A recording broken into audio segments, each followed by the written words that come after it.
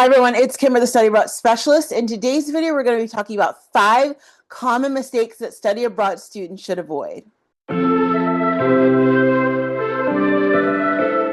welcome back to the channel. If you are new here, I'm so excited to have you. Again, my name is Kimber. I'm here to make your study abroad journey a lot easier. Please subscribe to the channel and share this video. I really appreciate it. So what we're going to be talking about today is 5 common mistakes that any study abroad student should avoid. And this is even if you've studied abroad before. I studied abroad multiple times. And even I felt that sometimes I was falling into this trap. And this is one of the things I do now as I'm advising students is to make sure that they're not doing this, because it's going to make your overall experience much more enriching and just give you some things to think about. So the first mistake that you want to avoid making is the herd mentality. And I know this can be very hard because you have friends that are doing a lot of different things. And especially now that, I mean, I sound like a grandmother at this point, but you're on TikTok, you're on all these other places. We did not have this when I was first studying abroad because I'm an older millennial, but you're seeing all of these highlight reels and all these different things of what it's like and what this place is like and what people are doing here and what this is like, and everyone's talking about it, and you want to go here. There's nothing wrong with that, and I wouldn't even necessarily discourage people. I've had students I've worked with where they have seen all of this and they've been able to sort of cultivate a program and go through what they want to do, and then they went to that particular place and they had a great time. So I love that for them.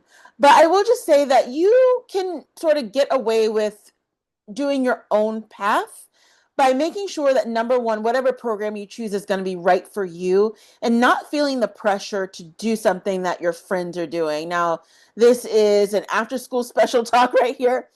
As I would say with anything, just because one person is doing it, it doesn't mean that you have to do it. And especially with study abroad, when you think about all the factors, unless the person sitting next to you, who is your friend or someone that you know, has the exact same major as you, has the same financial commitments as you or as your family, has the same sort of pathway that they want to follow, then you don't need to feel pressure to do what they do.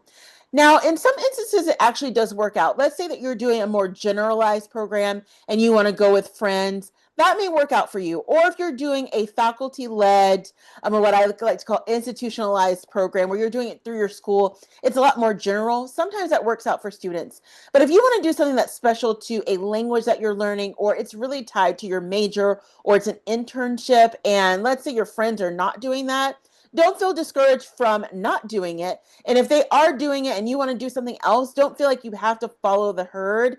You definitely want to think about study abroad in the grand terms of what is going to work for your life. This is a commitment just like anything else that you're doing. You've just gone through this with applying for colleges, and likely you and your friends did not all choose the same college. There are some instances where that works, but you likely chose different things for different reasons. So think of it in the same terms, even though it's going to be for 6 months or a year, however long you're going, that you don't have to follow the herd on that. And you really need to focus on finding a program that's going to work best for you and your goals. So the next mistake that students make is not researching either the program that they're going to, or not really thinking through the overall culture of the place that they want to go to, because those things, even though they are not always aligned, they often are the 2 biggest pillars of what's going to matter. So the program itself is going to be important because that's the reason why you're there. So you want to make sure that it's a program that, again, is going to align with your academic goals.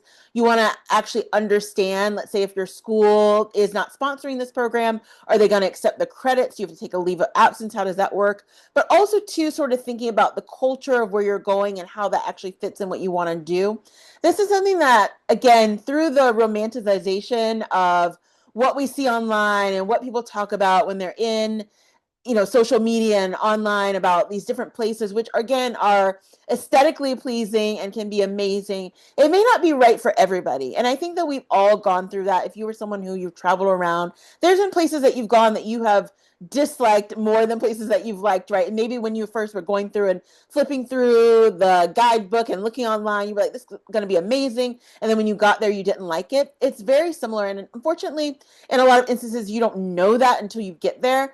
But there are tall tale signs of how am I going to fit in here, or what's it going to be like, or even if for someone who you are not someone who you don't like warm weather. I'm like that. I grew up in the southern US where it was very humid all the time, and so hot weather is sort of an Achilles heel for me. I can tolerate it to a certain extent, but I don't like all the humidity. And so I'm probably not someone, if I was going to go study abroad, I didn't do this when I studied abroad, and I wouldn't do it now.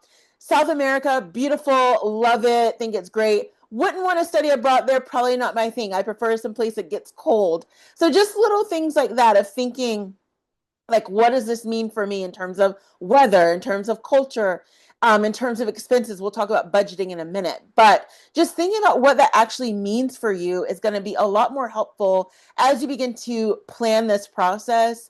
And sort of going back to my original point, it doesn't matter what other people are doing. You have to do what works best for you, but definitely thinking through the program, researching it, spending time with it, maybe even trying to find people that have already done this program, whether it's through your school or not, so that you can understand. Even if you can't actually find people to talk to, you can read things online. People leave reviews, they do videos, all types of things going on about these different programs. So definitely consider that before you move forward in the process. So for the next mistake, we're talking about budgeting. So I will go ahead and do a shameless plug for my study abroad budgeting guide. Download it below. It's just going to help you to begin to think like a study abroad student even before you start your program. And so definitely go ahead and check that out below.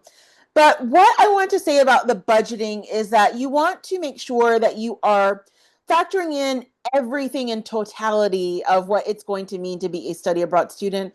This is something that you will likely do with your parents. And it's going to be important to do that because, again, it's, even though it is just a, let's say, semester away or a year away, and you're like, well, I'm already away at college, it's kind of the same thing.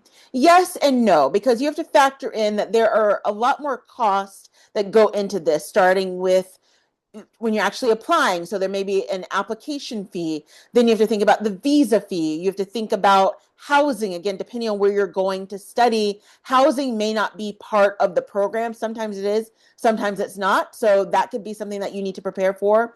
Are you going to a place where you're required to get health care? So maybe you're a student who you're coming to the US. Are you required to do that? There's all these different elements that a lot of students don't think about. Also, too, your day-to-day living, even though you may have the same habits that you have while you're at home, it may look a little bit different because there may be different products that are available, or maybe there's a certain service that you need and that's not readily available, so you have to pay more for it. Whatever that looks like, you need to just factor that in. And a lot of times the students I work with, I love that they are so eager. Like, let's say they are interested in going to Japan and they're like, I've got the place that I want to live and I know what I want to do and I've got my first week itinerary. It's like, that's great. But then they start thinking about the cost.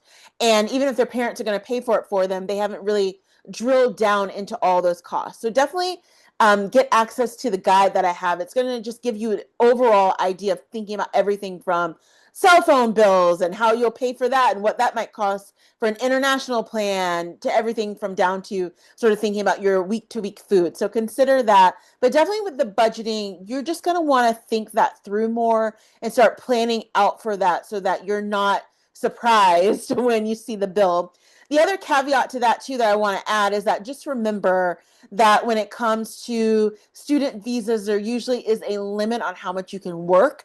So let's say that you're a student now and you go to school full-time, and maybe you work part-time or you work maybe full-time on the weekends or whatever that looks like for you. On a student visa, no matter where you go in the world, it likely will be limited to less than 30 hours per week. Usually it's going to be closer to 20 hours. And so you just want to keep that in mind, that if you're thinking, oh, I'll go overseas and I can figure it out and I'll supplement it, that's really not going to work for you. And you just want to be aware of that, that you want to figure that out beforehand so that you're not sort of caught up in trying to catch up with the money piece before you get overseas. So just think about that too. So the fourth mistake that students make when they're planning their study abroad journey and when they're going through the process is not setting goals. So we know that you're going to go through, you should, and set some academic goals because you're doing this for a reason likely related to your school. But I also like to have students I work with to set personal goals. Like, what do you want to achieve out of this semester or 2 semesters away while you're there? Do you want to just broaden your global network? Do you want to maybe do an internship? Do you want to be able to learn a new language in a more immersive way? Like, what do you actually want to do? Is this a place where maybe you eventually want to live? And so you want to connect with people where you can start learning what that process looks like. Again, there's no set goal for anybody. People have different goals, different things that they're trying to achieve. But I always like to have people think about, what does that mean for you in terms of, you've got your academic goals, you've got your goals for the semester, but you also want to set those personal goals too, so that you can go back and reflect on them. And the best way to do that, write them down before the semester and then reflect on it at the end. Like, what did you actually achieve? One of the things that is so wonderful about the students that I work with is this something that we do, where I have an exercise where I actually take them through, where we plan out what they're going to do at the beginning, and then we sort of write a letter. And this is a practice that I did to myself too, back in the day, where I would write myself a letter of, hey, like, it's May now. So I wrote it in January. It's May now, and you've achieved X, Y, and Z. And it's amazing. And it feels so, like, it may seem kind of cheesy, but it's amazing when you open that letter and you're like, I actually did it, because it's a finite amount of time, right? So you're not there for a long period of time always, unless you're doing a longer program. And there's a lot to be achieved, and it's up to you what you want to do with it. There's so much opportunity no matter where you're going to be studying abroad, but that definitely is something that I would recommend. So start setting some personal goals in addition to your other goals that you have before you go abroad. Last but not least, and this one, honestly, shame on me, I should not be the one talking about this, but I will just mention that for the fifth mistake, and I'm guilty of this, so do not feel bad, every single time, had to pay more, had to carry extra bags, that is overpacking, okay? So this is something that a lot of students get caught up in, because I understand it. I empathize wholeheartedly with you. You have a life before you went abroad. You want to bring that whole life with you. And in some instances, maybe you're like me and you're like, I don't care how much it costs. I'm taking every single suitcase I have with me. A little bit delusional on that. But you want to just think that through. This is something that I talk with students about all the time, that one of the great things about it is that you're going to create an entire new sort of like mini life while you're abroad, and you're going to want to buy things and bring things home, and certain things may not work out or fit, like while you're there, in terms of maybe the style is totally different while you're there. For, you were going, when you went, they were in winter, but now they're going to summertime, and it's a little bit different than what you were going to dress as, or whatever it's going to be. That want to just save some room. So that's kind of the rule that I have with the students I work with, is save room in the suitcase. Now, how many suitcases you take, I'm not judging. I took a lot of them, but you want to make sure that you have the ability to do that, and that you don't try to make sure that you're packing every single thing. One of the sort of joys of even traveling, but of course it's study abroad, is that you're going to get to discover new things. So maybe, you don't bring every single pair of shorts that you have, and you get to purchase like a unique pair that only you have when you come back home, because you bought it in Switzerland, and like that's your favorite pair of shorts now that you have them. Shorts just came into mind because it's summer while I'm filming this.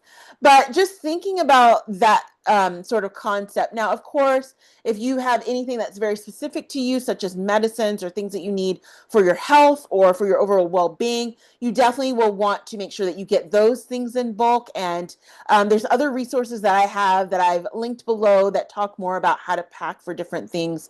And I mean, those things are actually serious and you need them. And other pieces like, your hardware, software for your program, things like that you actually need, you want to be able to bring those. But clothes and other sort of elements of perfume, body sprays, if you're a lady out there, even like other stuff that, yes, like you could pack it, but you could find something else once you get overseas that could completely work out or even be better. So just keep that in mind. And again, I am very, very guilty of this. I have always been an overpacker.